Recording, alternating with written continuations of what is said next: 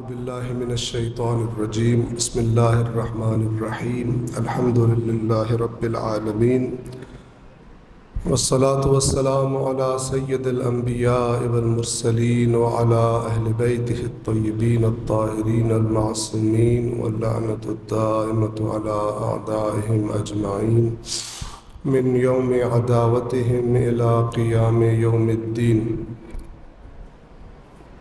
بسم الله الرحمن الرحيم. يا أيها الذين آمنوا لا تقدموا بين يدي الله ورسوله واتقوا الله إن الله سميع عليم. صلوات پڑھیں محمد وآل محمد.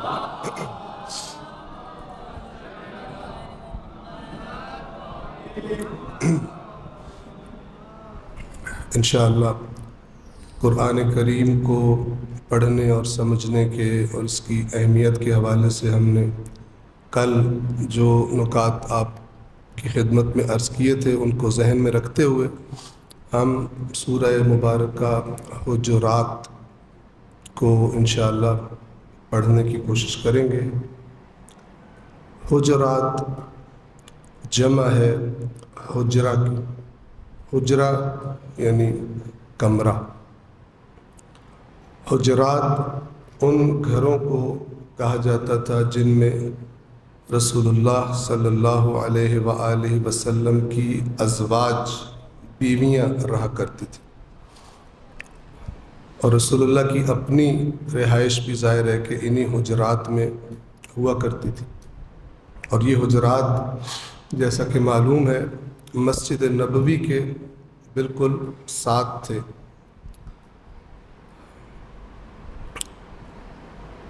مسجد نبوی تمام سرگرمیوں کا مرکز تھی. یعنی یہ ایسی مسجد نہیں تھی کہ جس میں صرف نماز پڑھی جاتی ہو یا صرف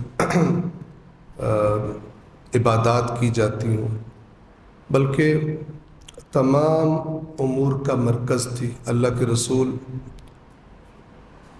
سے ملنے کے لیے عرب یا غیر عرب جو وفود آتے تھے وہ بھی اسی مسجد میں ملاقات کیا کرتے تھے.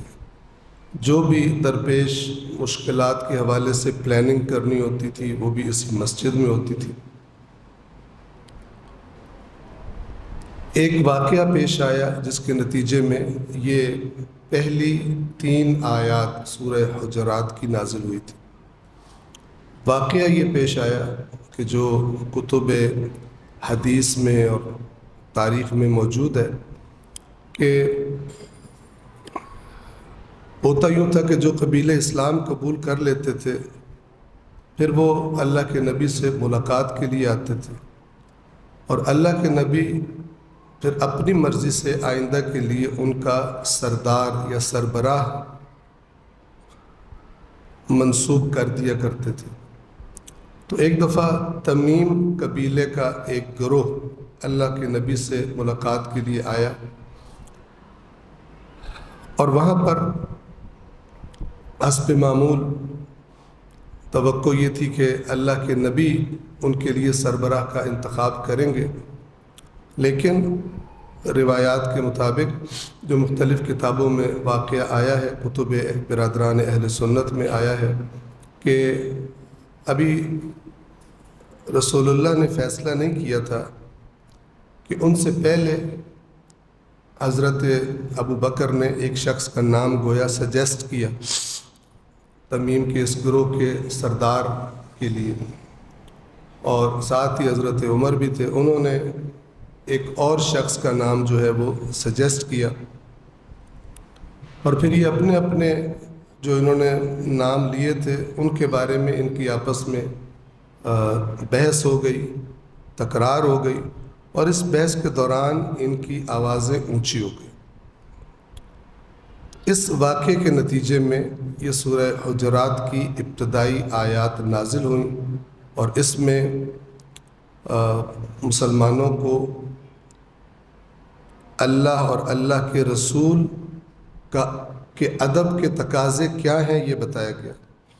اور اگر مسلمان اس ادب کا خیال اور لحاظ نہیں رکھتے تو کیا کتنا خطرناک نتیجہ نکل سکتا ہے اس کا، اس کی طرف خبردار کیا گیا۔ توجہ فرمائیے، فرمایا پہلی آیت، بسم اللہ الرحمن الرحیم، یا ایہا الذین آمنوا لا تقدموا بین یدی اللہ ورسولہ، اے ایمان والو، لا تقدموا، آگے نہ بڑھا کرو، پیش قدمی نہ کیا کرو کسی بھی معاملے میں، کن کے سامنے؟ بین یدی اللہ ورسول، اللہ اور رسول سے آگے نہیں بڑھا کرو، اللہ اور رسول کے آگے پیش قدمی نہیں کیا کرو۔ جو حکم اللہ نے دینا ہے، جو حکم رسول نے دینا ہے، اس سے پہلے خود کچھ نہیں کیا کرو۔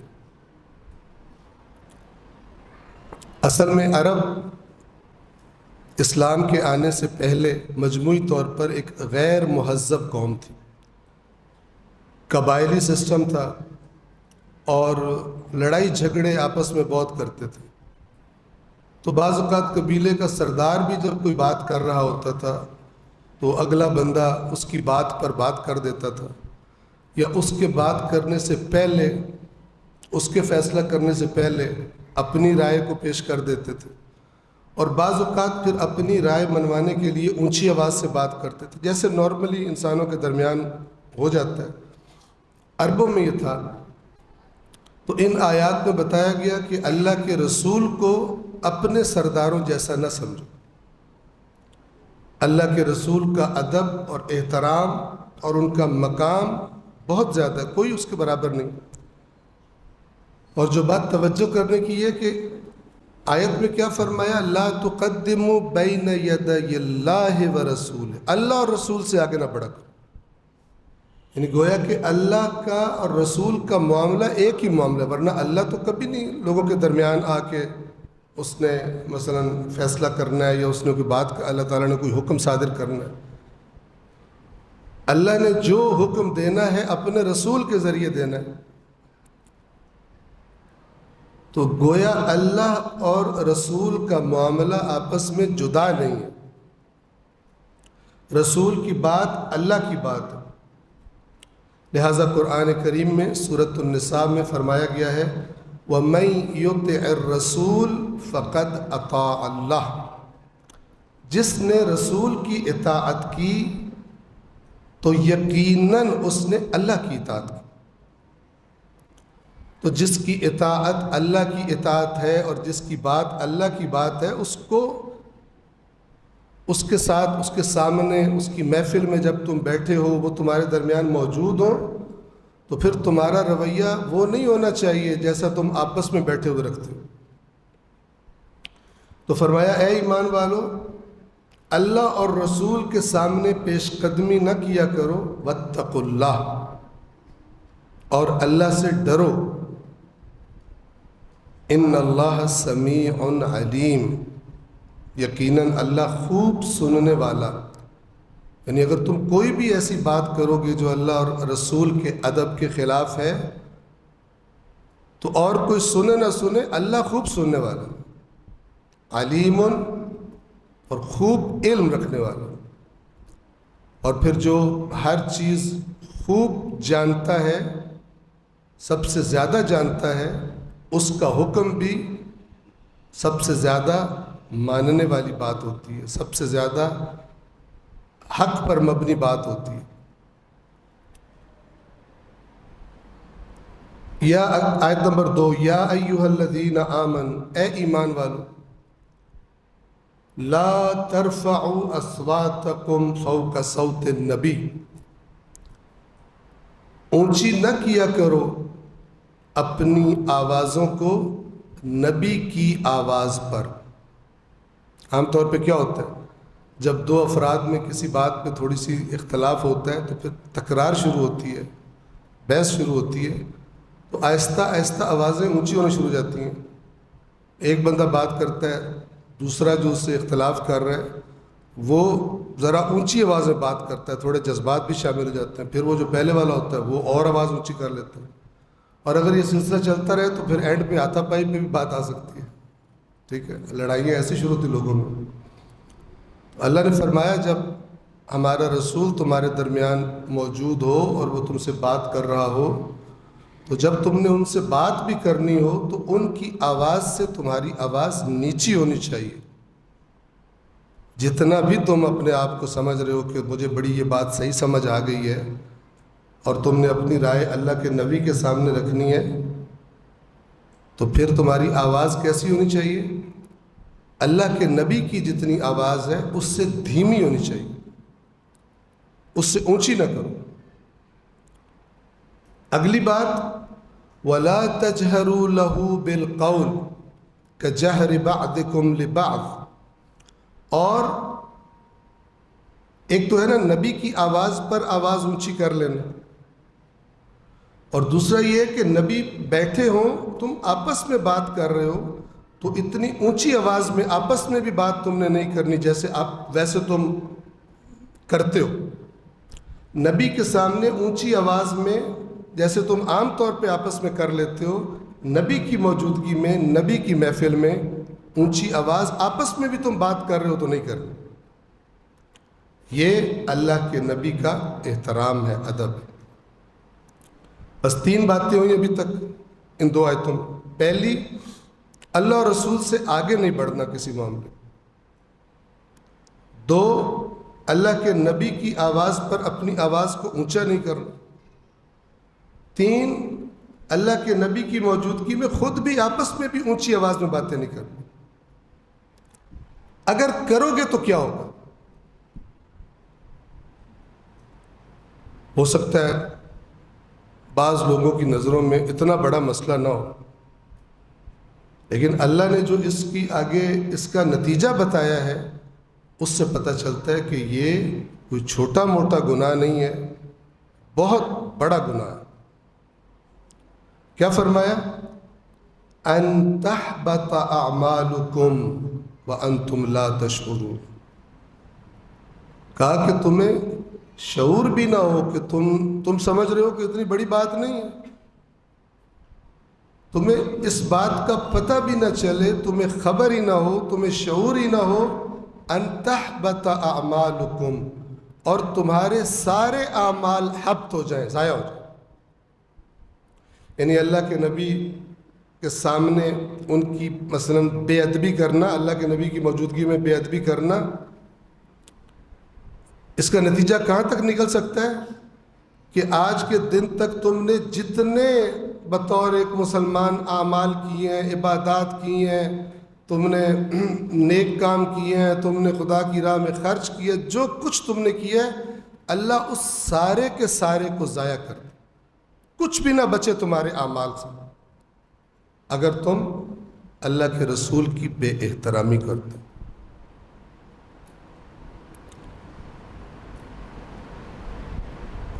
ان تحبط اعمالکم وانتم لا تشعرون. آیت نمبر 3،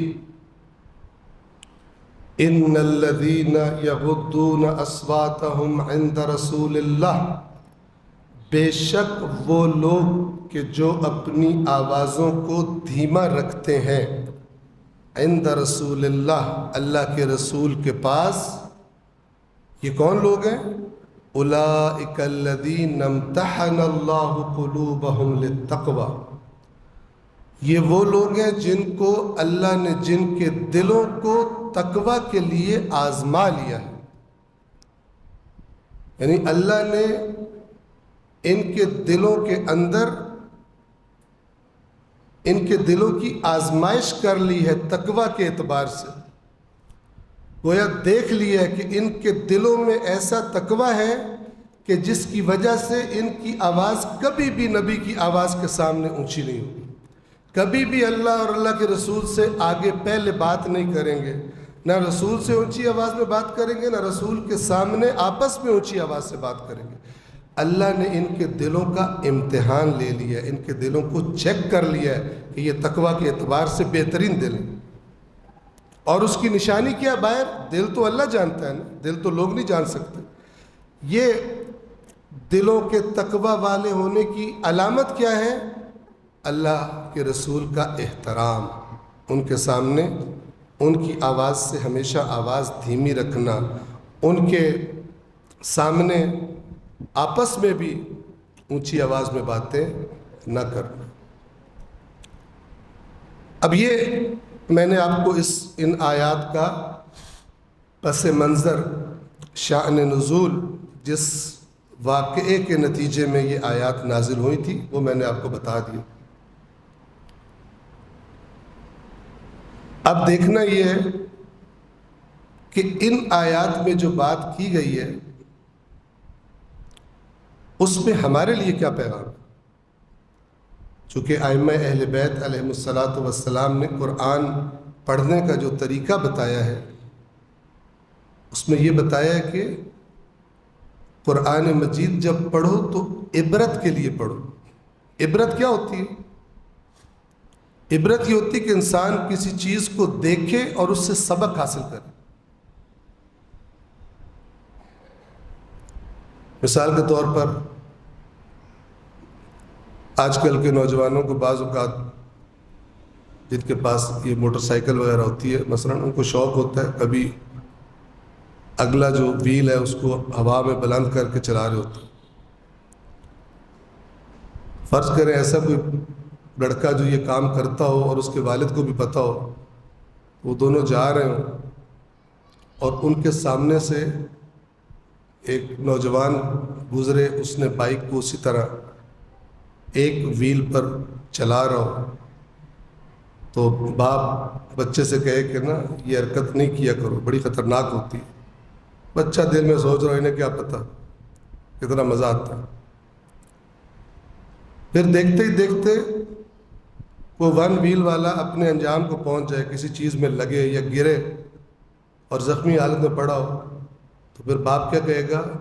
عبرت لو اس سے کیا لو؟ عبرت لو، یعنی سبق لو۔ اسے کہتے ہیں عبرت۔ عبرت اچھے معنی میں بھی ہوتی ہے اور برے معنی میں بھی ہوتی ہے۔ اچھے برے سے کیا میری مراد ہے کہ کسی کو غلط کام کے نتیجے میں کوئی نقصان پہنچ جائے، اس کو دیکھ کے عبرت لینا، یہ مطلب ہے کہ ہم وہ کام نہ کریں، اس کا برا انجام یہ ہو سکتا ہے۔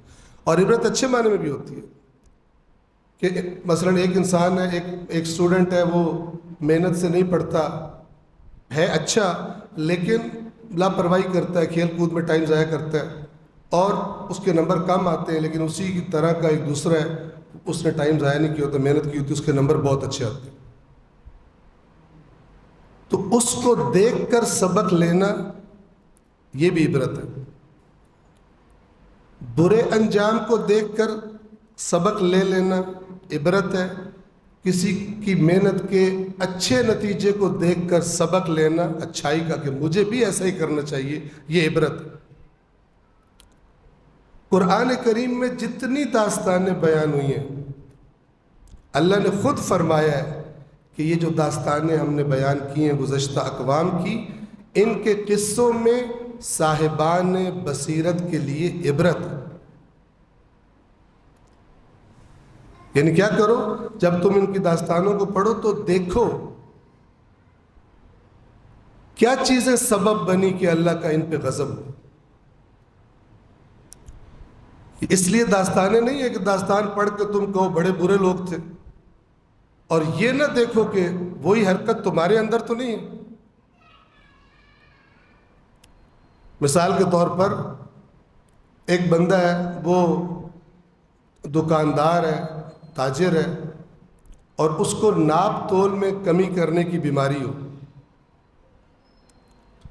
اب وہ جناب سورہ، مثال کے طور پہ سورہ ہود پڑھ رہا ہو، اس میں پہنچے حضرت شعیب کے قصے پر، اور وہاں وہ پڑھ رہا ہو کہ حضرت شعیب نے ان سے کہا کہ اے میری قوم، لا تنقصوا المکیال والمیزان، ناپ اور تول میں کمی نہ کیا کرو۔ وہ کہے یار بڑے بدبخت، خود بھی کرتا ہے،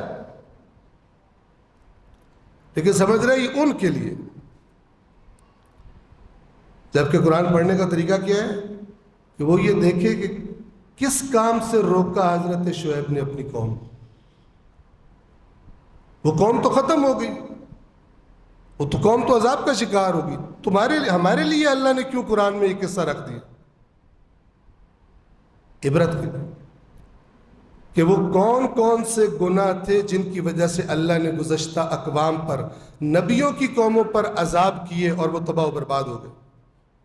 حالانکہ اللہ نے احسان کیا تھا ان کے درمیان، ان کی ہدایت کے لیے نبی بھیجا، اتنا اہتمام کیا. نبی نے ان کو آ کر اللہ کی نافرمانیوں سے روکا.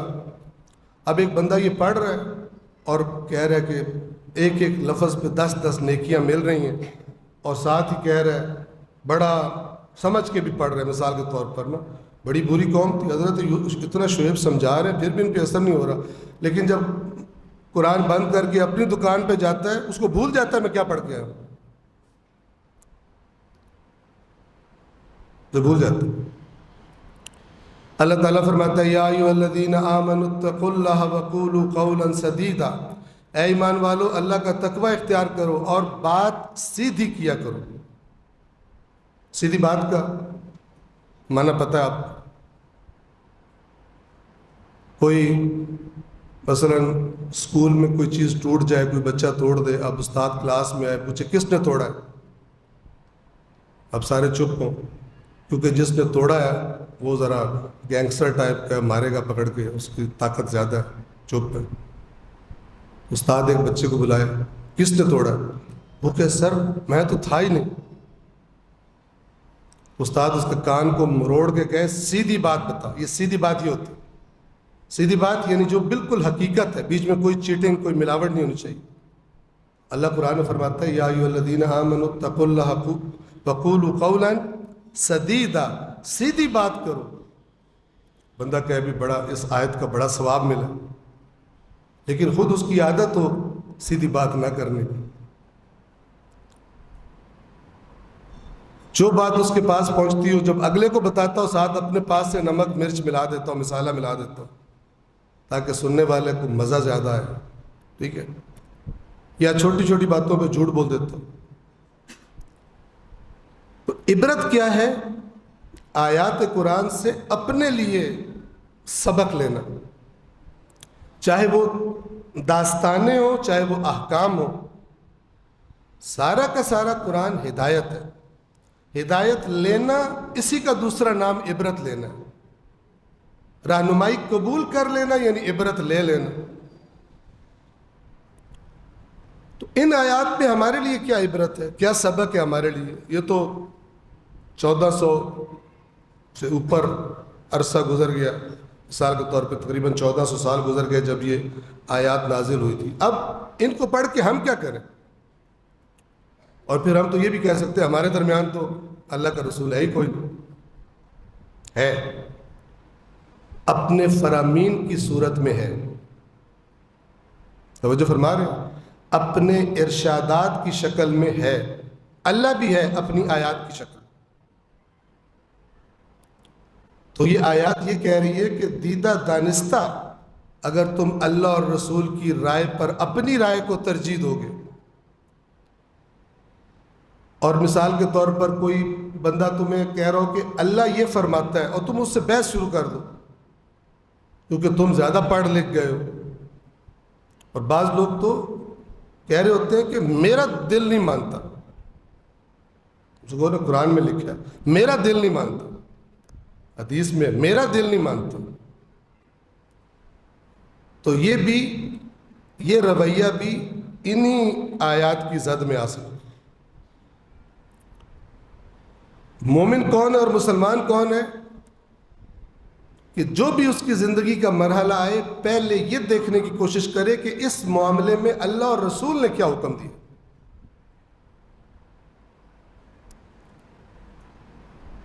اور پھر اس کو فالو کرے. اور جو مثال کے طور پر کسی معاملے میں اللہ اور رسول کو پوچھے بغیر اپنے دماغ پہ چل پڑے، یہ وہی ہے اللہ اور رسول سے پہلے پیش قدمی نہ کیا کرو. پہلے دیکھو اللہ اور رسول کیا فیصلہ کر رہے ہیں، پھر اس کے پیچھے چلو. نہ کہ اللہ اور رسول نے ابھی کہا نہیں ہے یا تم نے ان سے پوچھا نہیں ہے.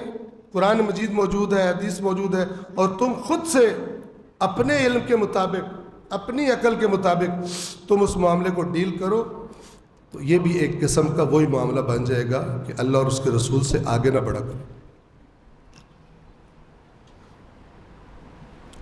تو یہ ان آیات میں ہمارے لیے سبق ہے اور درس ہے اور عبرت ہے کہ ایک مومن وہ ہے، خطاب ہے یا ایھا الذین آمنوا، کیونکہ تم سے توقع ہے، تم تو اللہ رسول پر ایمان لا چکے ہو.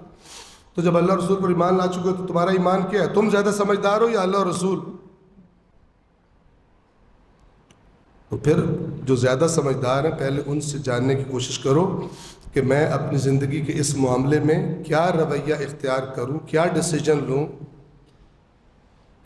نہ کہ ویسے اللہ رسول لیکن جب کسی پریکٹیکل کام کا موقع ہے نہ اللہ نہ رسول، اپنی جو ذہن میں آ رہا ہے وہ ہم کریں. صلوات پڑھیں محمد وآل محمد.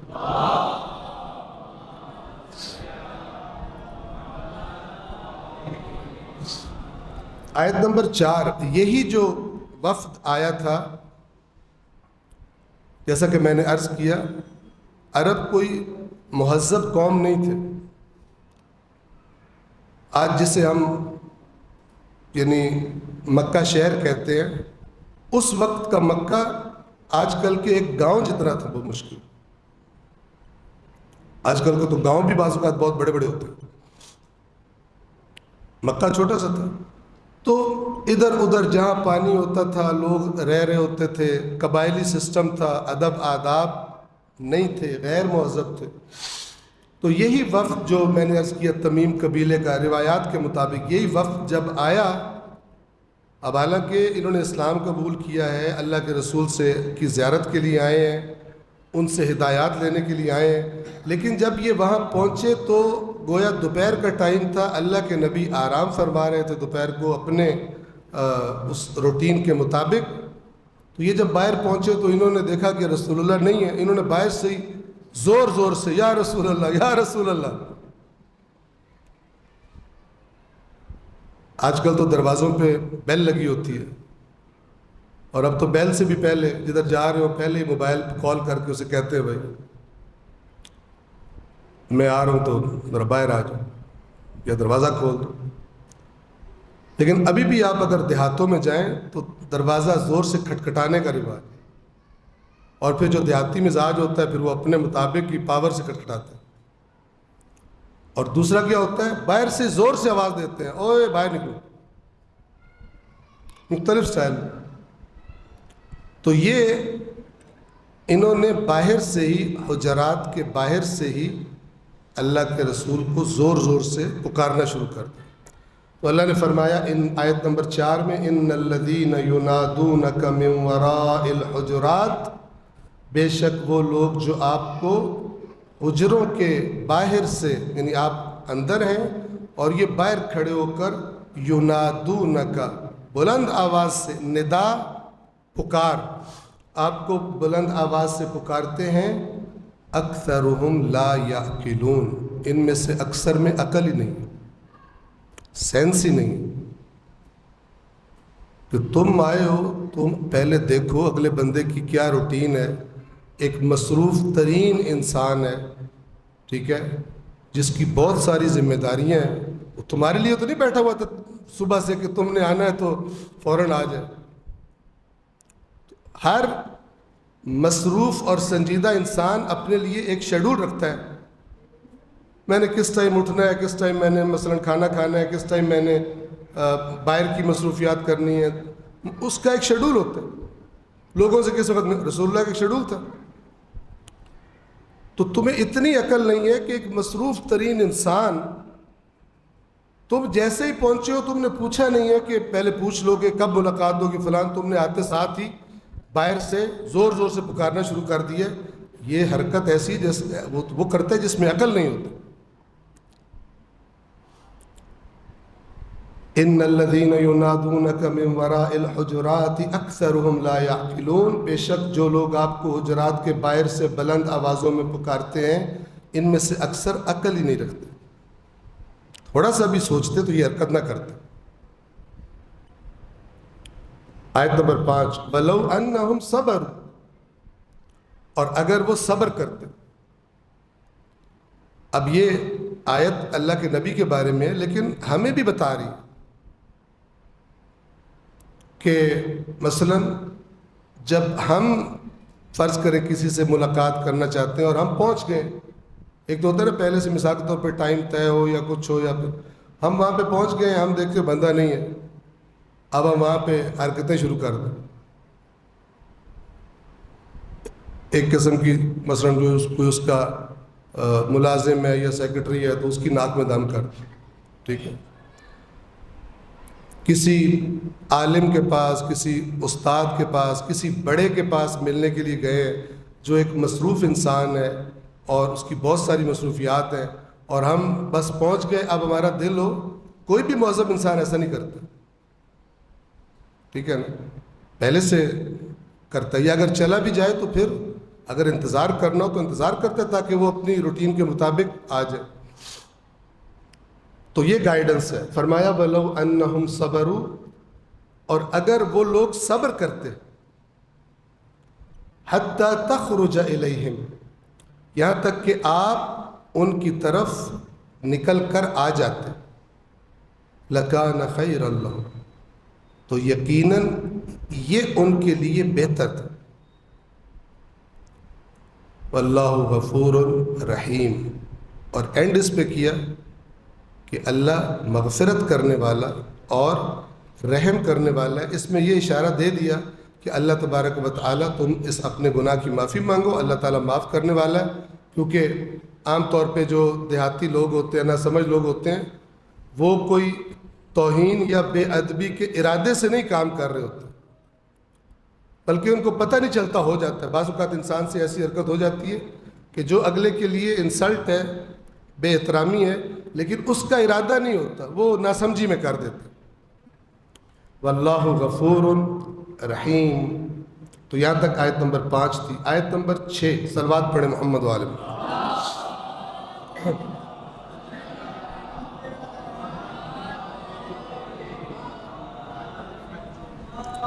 آیت نمبر 6 کا شان نزول یہ ہے، مختلف کتابوں میں جو واقعہ اس کے بارے میں نقل کیا گیا، ایک شخص ہے جس کا نام ہے ولید بن عقبہ۔ ولید بن عقبہ کا تعلق بنو امیہ خاندان سے، اس نے گویا کہ اسلام قبول کیا۔ ایک دفعہ اللہ کے نبی نے اس کو بھیجا، ایک قبیلہ جس کا نام بنی مصطلق تھا، ان کی طرف بھیجا کہ جا کے ان سے زکوٰۃ لے کر آؤ، زکوٰۃ کلیکٹ کر کے لاؤ، جیسے اللہ کے نبی بھیجا کرتے تھے زکوٰۃ کی کلیکشن کے۔ تو یہ بندہ گیا اس قبیلے کی طرف، ان کو پتہ چلا کہ اللہ کے رسول کا ایلچی آ رہا ہے ہماری طرف، تو وہ استقبال کے لیے سارے اکٹھے ہو کے نکلے۔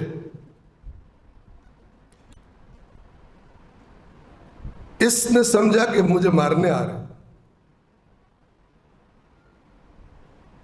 اور ان روایات میں یہ بات ملتی ہے کہ زمانہ جاہلیت میں قبل از اسلام اس کا کوئی جھگڑا بھی ہوا تھا بنو مصطلق کے ساتھ۔ اس نے سمجھا کہ سارے اکٹھے ہو کے آ رہے ہیں، یہ نہ ہو کہ اس مسئلے میں مار پیٹ کر دے۔ یہ ان کو دیکھ کر ان سے بات کیے بغیر واپس چلا گیا، اور واپس جا کے رسول اللہ سے کہا اس نے کہ یا رسول اللہ، بنو مصطلق والوں نے زکوٰۃ دینے سے انکار کر دیا۔ زکوٰۃ سے انکار کا مطلب ہوتا تھا دوبارہ کافر ہو گیا، ٹھیک ہے۔ تو اللہ کے نبی نے اب اگلا سٹیپ کیا لینا تھا کہ ان کے خلاف کوئی مہم بھیجی جائے، کوئی ان کے خلاف جہاد کیا جائے۔ تو ان روایات کے مطابق ایک گروہ کو بھیجا گیا کہ جا کے ان سے زکوٰۃ لے کر آؤ، ان کا معاملہ چیک کرو۔ تو جب وہ وہاں پر گئے تو انہوں نے دیکھا کہ صورتحال تو بالکل الٹی ہے، جو خبر دی گئی ہے وہ تو معاملہ ہی نہیں ہے۔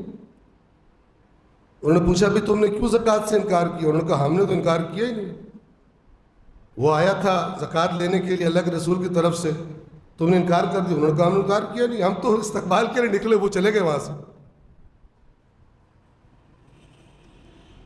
یہ آیت نازل, آیت نمبر 6 سورہ حجرات کی. یا ایھا الذین آمنوا ان جاءکم فاسق بنبأ فتبینوا, اے ایمان والو جب تمہارے پاس کوئی فاسق, فاسق سمجھتے ہیں نا, فاسق اسے کہتے ہیں جو روٹین میں اللہ کی حدود کراس کر جاتا ہو, گناہ کرتا ہو, عادی ہو, اسے فاسق کہتے ہیں. اے ایمان والو اگر تمہارے پاس کوئی فاسق آئے بنبأ, کوئی خبر لے کر. البتہ خبر بھی عربی کا لفظ ہے اور نبأ بھی عربی کا لفظ ہے, لیکن نبأ کس خبر کو کہتے ہیں؟ جو بڑی اہم خبر ہو, عام بات نہ ہو. ٹھیک ہے نا, جیسے قرآن میں عَمَّ يَتَسَاءَلُونَ عَنِ النَّبَأِ الْعَظِيمِ, کس کے بارے میں ایک دوسرے سے سوال کر رہے ہیں؟ ایک بڑی خبر کے بارے میں. نبأ بذات خود اس کا معنی بڑی خبر, اور مزید اللہ نے کہہ دیا عن النبأ العظیم, یعنی بہت ہی بڑی خبر. تو جب تم, اے ایمان والو جب تمہارے پاس کوئی فاسق کوئی خبر لے کر آئے, فتبینوا, تو تحقیق کر لیا کرو, معاملے کو روشن کر لیا کرو. ایسا نہ ہو کہ خبر سنی اور جو خبر دی ہے اسی کو صحیح سمجھ کر کوئی سٹیپ لے لیا. یہ ہمارے معاشرے میں بہت ہوتا ہے. ایک بندہ آ کے کسی کے بارے میں ہمیں کہتا ہے یار تیرے بارے میں یہ کہہ رہا تھا, اب ہم اس سے پوچھے بغیر کہتے ہیں میں اس کے دانت توڑ دوں. ہو سکتا ہے جا کے لڑ بھی پڑے اگر بات آپ کو ایسی بتائی گئی, اگلے سے پوچھا ہی نہیں, لڑ پڑے اس سے جا کے. یا ہو سکتا ہے لڑے نہ اور دل میں ٹھان لے اس کے بعد میں نے اس کی شکل نہیں دیکھنی, بات نہیں کرنی کبھی اس سے. تو اللہ کیا فرما رہا ہے؟ فتبینوا, پہلے جب بھی خبر تمہارے پاس کوئی فاسق لے کر آئے, فتبینوا, تو تحقیق کر لیا کرو. کیوں؟ ان تصیبوا قوما بجہالۃ, کہیں ایسا نہ ہو کہ کسی قوم پر جا کر چڑھائی کر دو جہالت میں, نادانی میں, معاملہ کچھ اور ہو تمہیں پتہ ہی نہ ہو, اور تم اس خبر پہ یقین کر کے اس پر بنیاد رکھ کے کسی قوم پر چڑھائی کر دو, اور بعد میں پھر کیا ہو؟ فَتُصْبِحُوا عَلَى مَا فَعَلْتُمْ نَادِمِينَ, اور بعد میں تمہیں اپنے کیے پر ندامت اٹھانی پڑے کہ یہ ہم نے کیا کر دیا, غلطی لگ گئی بڑی, معذرت چاہتے ہیں. ہو سکتا ہے کوئی بندے مارے جائیں, جنگ ہو جائے, ہو سکتا ہے کسی کی پراپرٹی کا نقصان ہو جائے, ہو سکتا ہے کسی کو معاشرے میں بے آبرو کر دیا جائے, تم بھی شامل ہو جاؤ بیچ میں اور بعد میں کہو جی غلطی ہو گئی. تو پہلے تحقیق کرو, نہ کہ کہو بعد میں غلطی ہو گئی. تو پہلے تو میں یہ بتا دوں کہ یہ ولید کون ہے. یہ ولید, قرآن مجید نے لفظ فاسق استعمال کیا. کون ہے یہ؟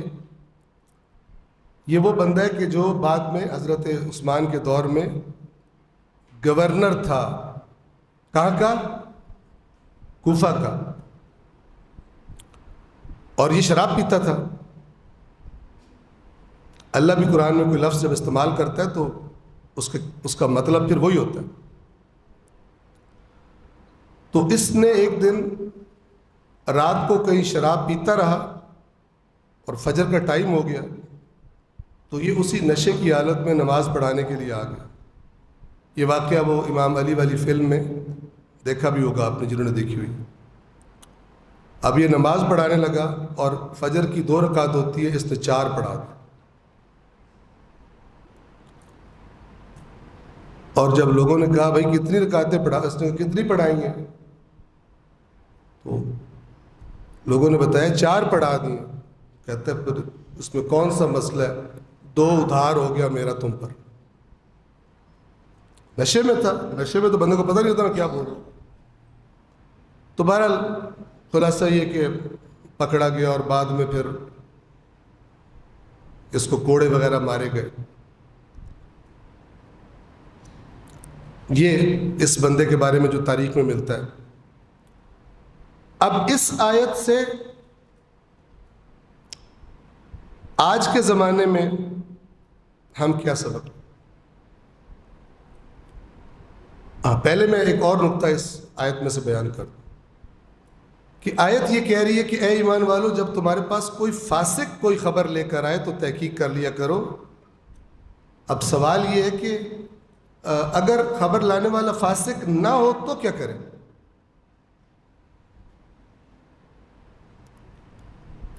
اس کا مطلب تو یہ بنتا ہے پہلی نظر میں اگر ہم ذرا غور سے نہ بات کو اینالائز کریں، تجزیہ نہ کریں، تو اس کا مطلب یہ بنتا ہے کہ جب خبر فاسق نہ لائے، ٹھیک بندہ لائے جو فاسق نہیں ہے، تو پھر تحقیق کی ضرورت نہیں. جبکہ ایسا نہیں ہے، پھر بھی تحقیق ضروری ہے. کیوں؟ اس لیے کہ ہو سکتا ہے جو بندہ خبر دے رہا ہے وہ ٹھیک ہو، لیکن اس کو کسی نے غلط خبر دی، اس کی انفارمیشن ٹھیک نہ ہو، اور معاملہ ایسا ہو کہ جس میں اگر آپ اس میں بلیو کر لو تو کسی سے آپ کو لڑنا پڑ جائے، کوئی سخت مسئلہ ہو. تو اس میں اگرچہ یہ کہا گیا کہ اگر کوئی فاسق خبر لے کر آئے، لیکن ایک اور بات بھی کی گئی ہے، اور وہ بات یہ کی گئی ہے کہ جہالت میں کسی قوم کو تم نقصان پہنچا بیٹھو. تو یہ نادانی میں کسی قوم کو نقصان پہنچا بیٹھنا یہ ضروری نہیں ہے فاسق کی خبر کے نتیجے میں ہو. یہ ہو سکتا ہے بندہ ٹھیک ہو خبر دینے والا، لیکن کسی وجہ سے اس کو غلطی لگ گئی ہو. تو جب بھی انسان نے کوئی ایسی خبر سنے جس کے نتیجے میں کسی کے خلاف کوئی قدم اٹھانا ہے اس نے، یا کوئی بات کرنی ہے اس کے خلاف کہ یہ ایسا ہے یہ ویسا ہے، تو اسے چاہیے کہ پہلے کنفرم کر لے کہ حقیقت ایسی ہے.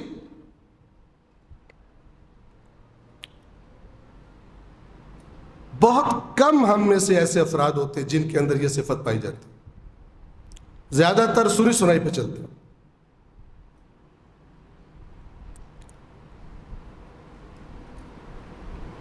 مثال، ابھی چند دن پہلے ایک ویڈیو وائرل ہوئی تھی کہ جناب چارسدہ ایک شہر ہے کے پی کے میں، جناب چارسدہ میں مومنین کے خلاف ناصبیوں نے اعلان جہاد کر دیا ہے، اور جناب ان کو مار رہے ہیں، اور جب انہوں نے کہا نکل جاؤ یہاں سے فلان، اور اوپر وہ ویڈیو لگائی تھی، ویڈیو میں 2-3 بندوں کو لٹایا ہوا ہے پبلک نے، اور ان کو مار رہے ہیں بڑی بری طرح سے. اب جناب ہمارے قرآن مجید پر عمل کرنا شروع ہو گئے بغیر تحقیق کے، فارورڈ. آج کل ہمارا معاشرہ جو ہے وہ کوئی بھی جب مشکل پیش آئے تو ہماری ذمہ داری کیا ہے؟ اس کو فارورڈ کرنا اور کچھ نہیں. تو کسی نے بڑا خوب کہا تھا کہ اگر اس مزاج کے لوگ کہ جو پریکٹیکلی کچھ نہیں کرتے، صرف خبریں ادھر آگے چلاتے ہیں، یہ ہو گیا یہ ہو گیا، قوم سوئی، خود بھی سویا ہوا، قوم سوئی ہوئی ہے، فلان ہے، یہ ہو گیا وہ ہے. کہتے ہیں کہ کسی نے خوب کہا کہ یہ اس مزاج کے لوگ اگر امام حسین علیہ السلام کے زمانے میں ہوتے تو کیا کر رہے ہوتے؟ موبائلوں پہ چڑھ کے بیٹھے ہوتے. اب امام مدینہ سے نکلنے والے ہیں، دعا کریں، 1,00,000 مرتبہ درود شریف کریں. آیت اللہ سیستانی نے کہا فلانی صورت پڑھیں، انہوں نے کہا ہی کوئی نہیں ہوتا، اپنے پاس ہی دب دیتے. یہ والا سال بڑا مشکل ہے، سورہ فلان پڑھے، آیت اللہ سیستانی نے کہا ادھر پتہ کیا، انہوں نے کہا ہمیں تو پتہ ہی کوئی نہیں، ہم نے تو نہیں کہا. فارورڈ ہو رہی، یہ فارورڈ کر رہے ہوتے. امام حسین بڑی مشکل میں ہے، یہ والا وظیفہ کرو، یہ کرو، فلان کرو. میں یجیب کا کرنا کچھ نہیں ہے پریکٹیکلی سوائے اس کام میں، اور اس کو فارورڈ کر رہے ہیں. اب جناب مکہ پہنچ گئے، اب کربلا پہنچ گئے، اب حملہ ہو گیا، فارورڈ کر رہے ہیں. کچھ آپ دیکھ لیں، بیکار ترین وہ لوگ ہیں جو یہ کام کرتے ہیں لیکن اس کے بارے میں پریکٹیکلی خود کچھ نہیں کرتے. اب وہ جو ویڈیو تھی ذرا سن لیں، وہ جو ویڈیو تھی وہ چارسدے کی نہیں تھی، ملتان کی تھی. اس کے اندر بندے سرائکی زبان بول رہے تھے، چارسدے میں پشتو بولتے. لیکن وہ نیچے جس بے ایمان نے کیپشن لکھا تھا، جس نے پہلا لکھا وہ تو پکا بے ایمان ہوگا. اس نے کہا کہ اس بے وقوفوں کے معاشرے کو کھیلو ان سے. اس نے اس ویڈیو میں صاف سرائکی زبان بولنے کی آوازیں آ رہی ہیں. اور وہ ویڈیو کہاں کا تھا؟ ملتان کا تھا. وہ لوگ، ان لوگوں نے ڈاکوؤں کو پکڑ لیا تھا، ان کو مار رہے تھے. اور پھر جتنا یہ وائرل ہوا، جس نے شروع کیا ہوگا وہ ہنس رہا ہوگا، یار یہ کیا بے وقوف لوگ، اتنی سینس نہیں ہے. سن تو لو، اندر سرائکی بول رہے ہیں، 4 سدے کو تم نے اٹھا کے ملتان لگا دیا.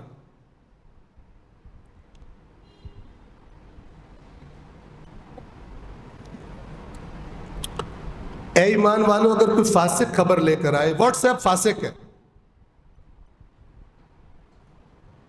کیوں واٹس ایپ فاسق ہے؟ واٹس ایپ کے مالک فاسق ہے، فیس بک فاسق ہے، انسٹاگرام فاسق ہے. پہلے تحقیق کر لیا کرو. اگر اتنا ہی شوق ہے اس ذمہ داری کو کہ قوم کو خبر دی جائے کہ یہ ہو گیا ہے، تو پہلے کسی معتبر جگہ سے تصدیق کر لو کہ یار یہ ایسا ہے.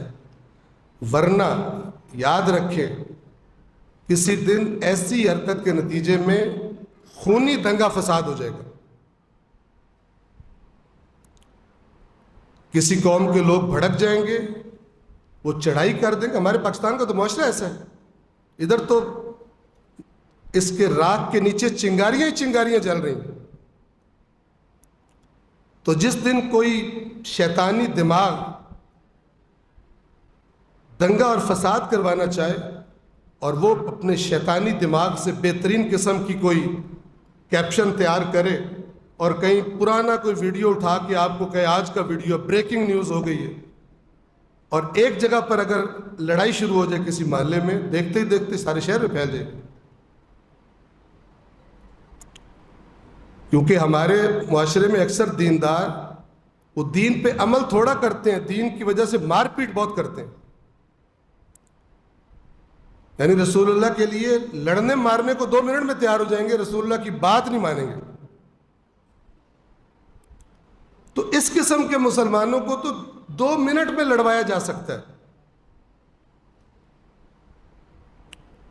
لہذا اے ایمان والو، پہلے تحقیق کر لیا کرو. ایسا نہ ہو کہ کسی کو، ابھی آپ دیکھیں ہمارا میڈیا فاسق ہے، آپ سب کو پتہ. جھوٹ بولتے ہیں، پیسے لیتے ہیں، جھوٹ بولتے ہیں. کسی کو چڑھانا ہو، پیچھے سے پاورفل جگہ سے آرڈر آئے، اس بندے کو گندا کرنا شروع ہو جائیں گے.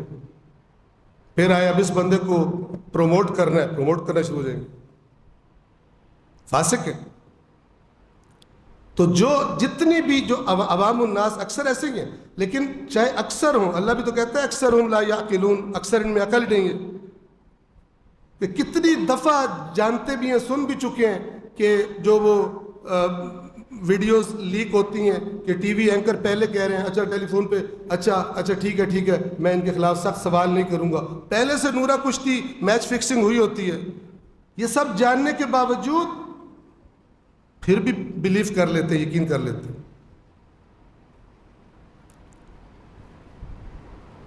تو اگر ہم سنجیدہ ہیں تو پہلے ہم چیک کر لیا کریں. یہ نہیں ہے کہ یہ پڑھ کر شاعر نزول پڑھ کے اوئے ہوئے ہوئے. بلید جیسے بندے پہ بالکل بلیو نہیں کرنا چاہیے. خود واٹس ایپ پہ بلیو کر رہا ہے، خود میڈیا پہ بلیو کر رہا ہے، خود انسٹاگرام پہ ساری زندگی گزار رہا ہے. یہ آج کے فاسق ہیں. آپ سوچو، کچھ عرصہ پہلے، میں بات کو تمام کروں یہیں پر آج کی، انڈیا میں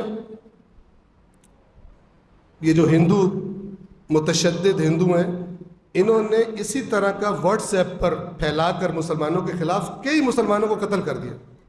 عوام بپھر گئی، ہندو عوام، اور انہوں نے کئی مسلمان قتل کر دیے. اور بعد میں پتہ چلا کہ صرف پروپیگنڈا تھا، لیکن کئی بندے قتل ہو گئے. اور انہی دنوں میں واٹس ایپ والوں نے پابندی لگائی تھی کہ فارورڈ زیادہ جگہوں پہ آپ میسج نہیں کر سکتے. کبھی سوچو، خود واٹس ایپ، چونکہ واٹس ایپ فیس بک اسرائیل کے پاس ہے، تو اگر خود واٹس ایپ والے ٹھان لیں کہ ایک خبر اڑانی ہے پاکستانی معاشرے میں اور دنگا کروانا ہے، یہ کام، اور ہم ان کے فی سبیل الشیطان خدمت گزار بن جائیں گے، فارورڈ کر کر اور زیادہ بھڑکانے میں مسئلہ یہ ہو چکا ہے دنیا میں، اور ہمارے ساتھ کوئی شیطان اس مزاج سے فائدہ اٹھا کے آرام سے کر سکتا۔ قرآن مجید یہ نہیں ہے کہ وہ پہلے بندے کو سوچتے رہو بڑا غلط کام کیا تھا، یہ ہو جاتا ہو، بڑا نقصان ہو جاتا، اور خود وہی کر رہے ہیں، خود مزاج بالکل ویسے ہی۔ اے ایمان والو، اگر فاسق کوئی تمہارے پاس کوئی خبر لے کر آئے فتبینوا، تو پہلے معاملے کو روشن کر لیا کرو، تحقیق کر لیا کرو، کہیں ایسا نہ ہو کہ کسی قوم پر چڑھائی کر دو، جا پڑو جہالت میں، اور پھر بعد میں جو تم نے کر دیا ہو اس پر تمہیں ندامت اٹھانی پڑے۔ انشاءاللہ اس کو ہم کل جاری رکھیں گے۔ پروردگار عالم ہم سب کو قرآن کریم اور فرامین محمد و آل محمد کو سمجھنے کی اور پھر ان کے مطابق اپنے معاملات کو، اپنے فیصلوں کو اور اپنی زندگیوں کو ان کے مطابق بنانے کی اللہ تعالی ہم سب کو توفیق عطا فرمائے۔ اور محمد و آل محمد صلوات۔